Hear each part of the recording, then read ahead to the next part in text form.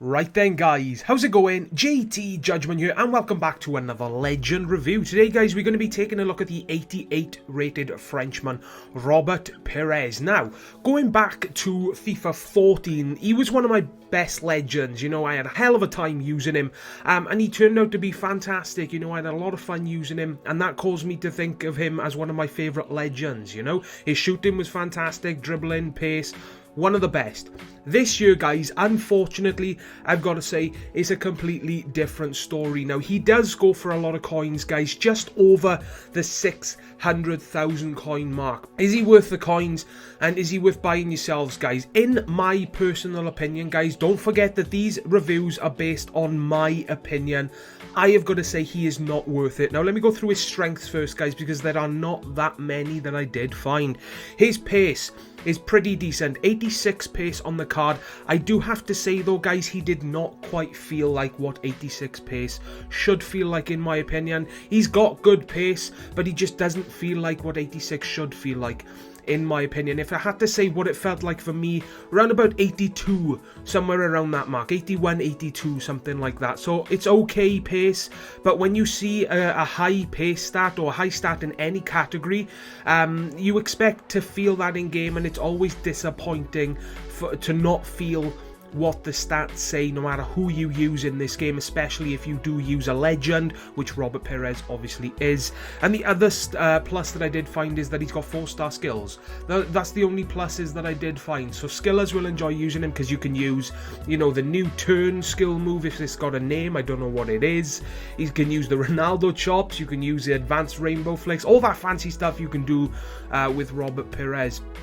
Now, weaknesses, there are a lot of them, guys, so bear with me. His aerial ability is very, very bad. I did try using him in various positions: striker, centre forward, left hand side of the pitch, right hand side of the pitch, and he did have the few odd game every now and then where he would perform pretty decently, but in general he was really bad, guys, unfortunately. Aerial ability, I did test out using him as a striker and he never jumped for the ball, and whenever he did manage to get his head to the ball, he would have very, very little power behind it, and the accuracy was very, very poor for me.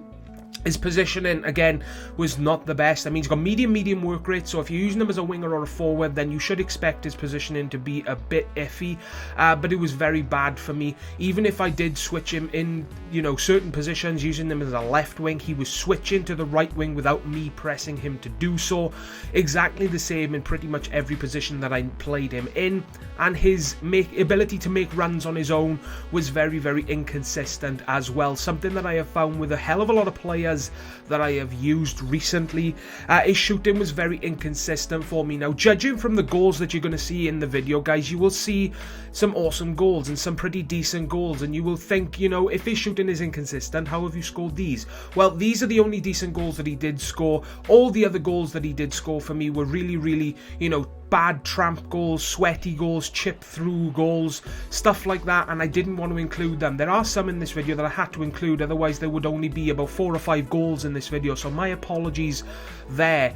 But his shooting, guys, very, very inconsistent for me. What else is there? Dribbling and ball control for an 86 dribbling on the card. It was very bad for me. In my opinion, it felt like it was somewhere in the late 70s. It was that bad for me. Passing was very bad as well. For an 86 passing stat, it was very, very disappointing for me. Using him as a midfielder and a right midfielder, those are the positions that I used his passing most of all, and he failed, you know, pretty much all the time for me. About 90% of the time he failed for me. Whether that's got something to do with the new patch, I do not know, but it was very, very bad for me and very inconsistent. His strength was awful for me as well. Didn't take much to muscle him off the ball, and his stamina was really bad. That was one of the biggest things that I found with this card. He would lose 3/4 of his stamina in the first half, even though I didn't use him that much, which was really, really stupid. So when by the end of the game, he would lose like 9 fitness. Going into the squad screen after I play one game, I would have to use a squad fitness because he would lose like 9 stamina after one game.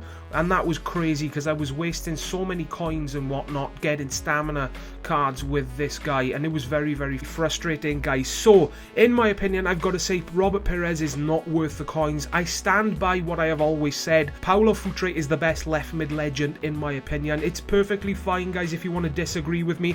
Let me know in the comment section down below if you do disagree with me, and I'm going to stand by it, guys. Paulo Futre is the best left mid option for the legends. And that's going to wrap up the Robert Pirès legend review. If this did help you decide whether or not to buy him yourself, guys, then a like is greatly appreciated. Subscribe now for more to come in the future, and as always, guys, take care, and I will see you all next time. Ta-ra, guys.